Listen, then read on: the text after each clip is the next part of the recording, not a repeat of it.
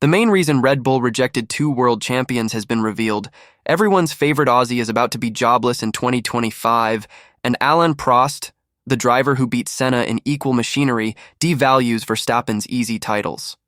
According to a report by respected Formula One journalist Mark Hughes, Red Bull turned down approaches from Lewis Hamilton and Fernando Alonso before the world champions committed to Ferrari and Aston Martin, respectively.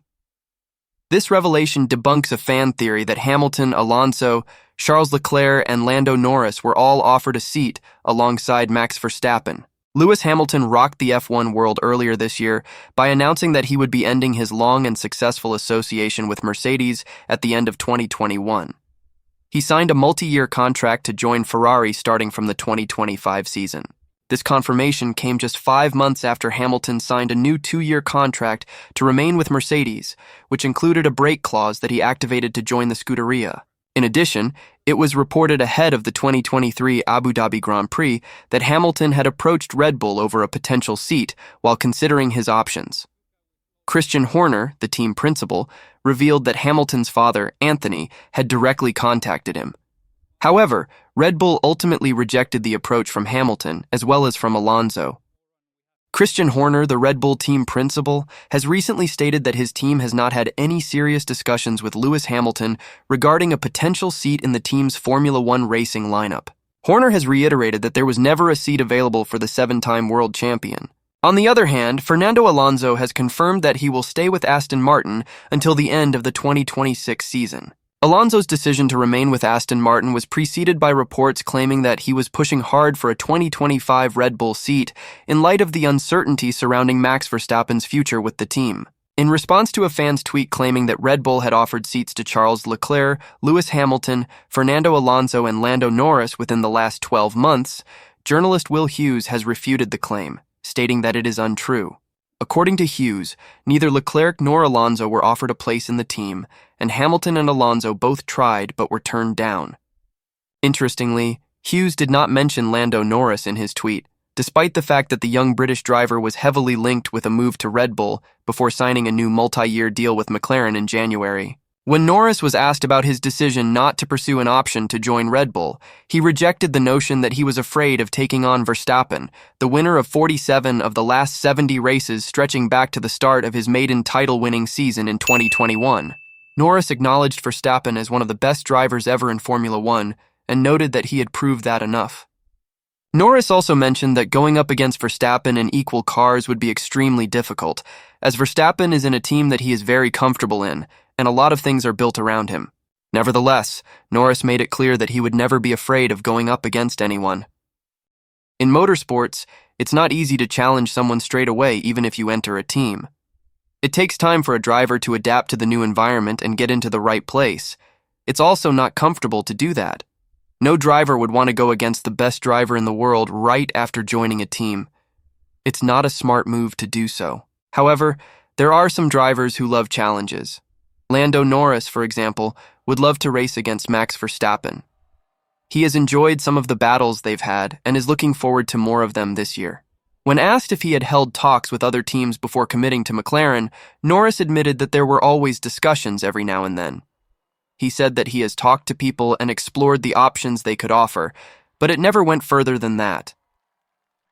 Alain Prost, a legendary figure in the world of Formula One racing, recently shared his thoughts on Max Verstappen's dominance in the sport and whether it has impacted the value of his titles. While he considers Verstappen to be one of the best drivers in the game, Prost believes that the Dutchman's success has been somewhat marred by the lack of competition he has faced in recent years. Verstappen's first championship win in 2021, which saw him go head-to-head with Lewis Hamilton, was undoubtedly hard-fought.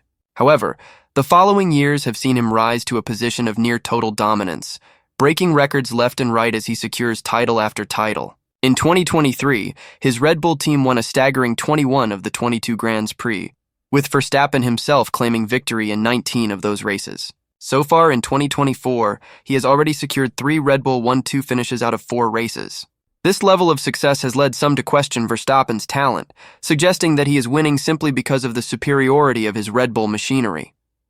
Prost acknowledges that this perception has taken some of the shine off Verstappen's championship wins, as the lack of competition from his teammates or rival teams means that the titles he has claimed don't carry the same weight as they might if he had faced stiffer opposition. When asked about the impact of Verstappen's dominance on the sport and its fans, Prost drew a comparison with his own rivalry with Ayrton Senna. While he acknowledged that the two situations were different, as he and Senna were teammates for 2 years before their rivalry really took off, he argued that the value of a winning driver is always greater when there are 2 or 3 different teams in the mix. Despite these concerns, Prost was quick to praise Verstappen's abilities behind the wheel, stating that he is undoubtedly one of the best drivers in the sport today. However, he believes that it would be even more impressive if Verstappen were able to secure victories against a wider range of competitors rather than simply dominating the field in his Red Bull machine. If you are enjoying the video, like and sub to the Minister of Motorsport as I drop a new one every single day. The world of Formula One racing is always full of surprises, and the 2024 season is no exception.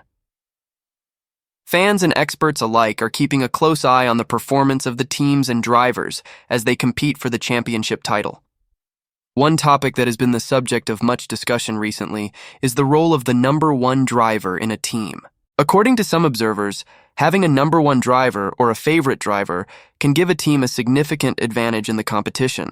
This is because the team can concentrate their resources and efforts on supporting that driver, giving them the best chance of winning.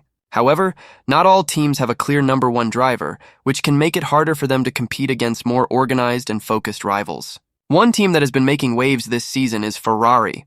After a slow start, the Scuderia has emerged as the closest challenger to Red Bull, with a 1-2 finish in Australia. However, they still face a steep climb to catch up to the leaders, who currently hold a 21-point lead in the Constructors' Championship. Meanwhile, Mercedes, who have dominated the sport in recent years, are facing a tougher challenge this season. Despite the talents of drivers like George Russell, the team has struggled to keep pace with Red Bull and Ferrari.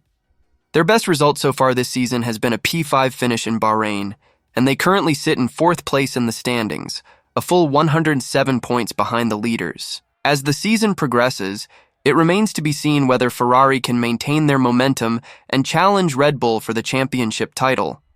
With the likes of Lewis Hamilton and Max Verstappen also in the mix, the competition promises to be intense and exciting for fans around the world.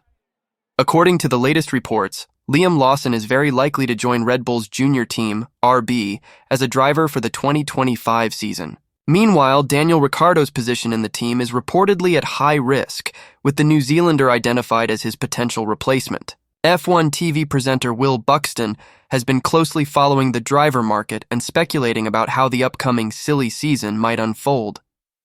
While Fernando Alonso has recently announced that he will stay with Aston Martin, there is still plenty of room for movement elsewhere on the grid. Buxton suggests that Red Bull's junior team is a place where driver changes are almost guaranteed to take place. Despite impressing during his 2023 stint as a replacement for an injured Daniel Ricciardo, Red Bull ultimately chose to go with Ricciardo and Yuki Tsunoda as their F1 2024 lineup. However, Lawson was given assurances that he would be given a seat in the 2025 grid, which Buxton claims will be honored. This leaves the question of who will partner Lawson in the 2025 season. Tsunoda has been outperforming Ricciardo lately, which means that the Australian driver is likely to be replaced unless he manages to turn the situation around. Buxton posted on social media that Lawson is almost definite to join RB in 2025 and that Tsunoda is likely to stay with him due to his current form. As the 2021 Formula One season draws to a close, attention has turned to the driver market for next year and beyond. One team that has caught the eye of many is Sauber, as they prepare for their final season before transitioning to become the Audi Works team. There are doubts over the future of both Valtteri Bottas and Zhou Guanyu, with rumors suggesting that Carlos Sainz and Nico Hülkenberg are the preferred lineup for the German brand in 2025. This has led many to speculate that the two drivers may be in the running for a seat at Sauber. According to F1 journalist Will Buxton, Hülkenberg's decision could have a direct impact on the chances of Ferrari junior Oliver Behrmann landing a 2025 Haas seat. Buxton also suggested that Formula 2 championship leader Zane Maloney could be in the mix for a drive with Sauber, as he is backed by longtime Audi man Alan McNish and is doing brilliantly in F2. Buxton believes that Sauber's transition to becoming the Audi Works team makes it a potential destination for Sainz, though he also mentioned Williams as another possible destination should Sainz not join Sauber Audi. It remains to be seen what will happen in the driver market over the coming months, but one thing is for sure. There will be plenty of speculation and rumors until the lineups for 2022 and beyond are confirmed.